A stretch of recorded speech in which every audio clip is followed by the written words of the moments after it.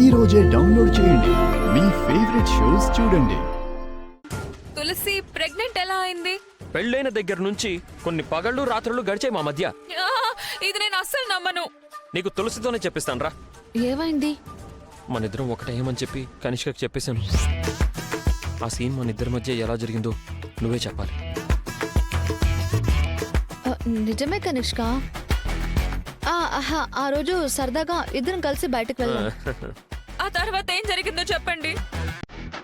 పక్కనే ఒక షటర్ కనిపించింది కదా, అక్కడికి పరుగు తీసాం.